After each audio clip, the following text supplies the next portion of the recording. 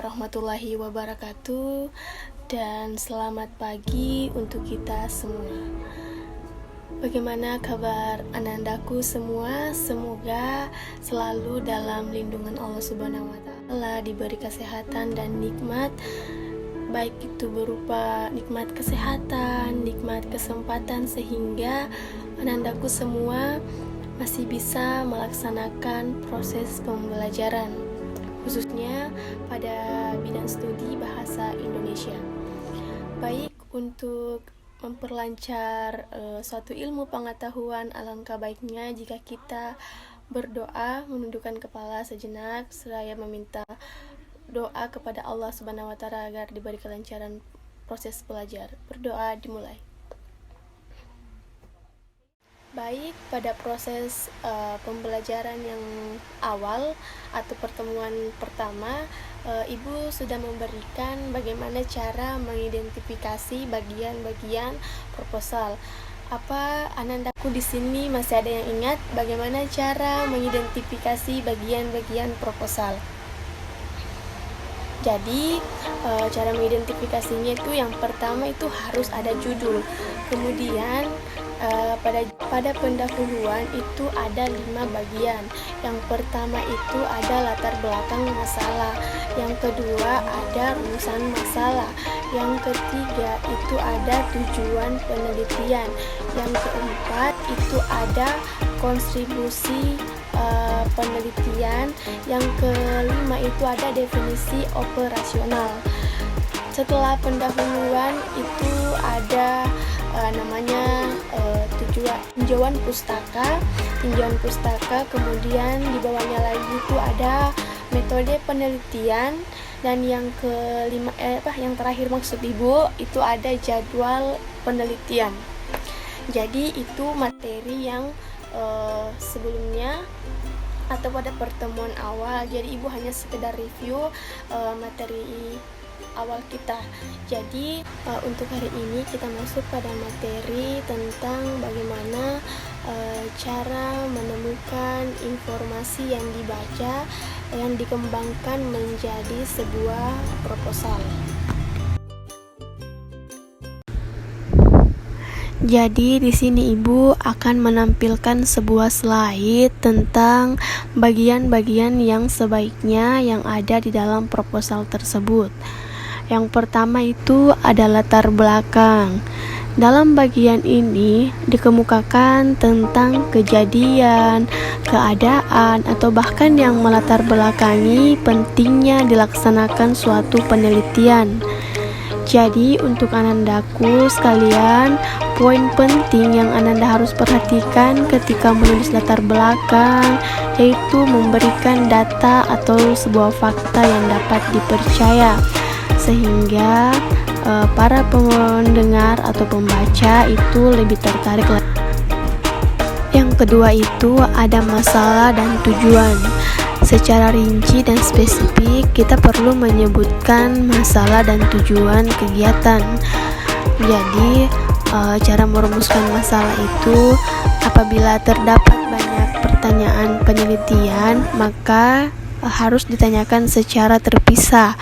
Terus yang kedua itu rumusan masalah itu harus dibatasi lingkupnya sehingga memungkinkan penarikan simpulan yang tegas. Jadi saling keterkaitan itu antara masalah dan tujuan. Lanjut, yang ketiga itu ada ruang lingkup kegiatan. Pada ruang lingkup kegiatan itu kalian bisa baca dulu apa itu ruang lingkup kegiatan. Jadi intinya yaitu batasan yang dimaksud dalam ruang lingkup itu bisa berupa faktor yang akan diteliti seperti materi, tempat, dan waktu, sehingga tidak memungkinkan bagi pembuat proposal itu meneliti semua. Itu ada batasan-batasannya. Terus yang keempat itu ada kerangka teoritis dan hipotesis. Dalam hal ini dikemukakan telaah terhadap teori atau hasil-hasil penelitian sebelumnya yang berkaitan dengan masalah yang dirumuskan. Jadi telaah itu bisa berupa perbandingan, pengontrasan, dan peletakan teori-teori itu pada masalah yang akan diteliti. Jadi secara singkat, pengertian dari kerangka teoritis dan hipotesis itu maksudnya keduanya ini saling membahas saling ketergantungan yang dianggap perlu untuk melengkapi situasi yang akan diteliti. Selanjutnya ada metode. Pada bagian ini dikemukakan metode kegiatan yang akan dilaksanakan, termasuk teknik-teknik pengumpulan data. Sementara itu, dalam hal teknik pengumpulan data dapat disebutkan teknik angket, wawancara, observasi, studi pustaka, atau tes. Jadi, melalui gambaran metode yang telah disebutkan, di sini Ananda dapat menilai jumlah biaya yang akan dikeluarkan pada saat melakukan suatu penelitian. Selanjutnya ada pelaksana kegiatan. Kalau di pelaksana kegiatan itu biasanya tergantung calon peneliti dalam melakukan pelaksanaan kegiatan.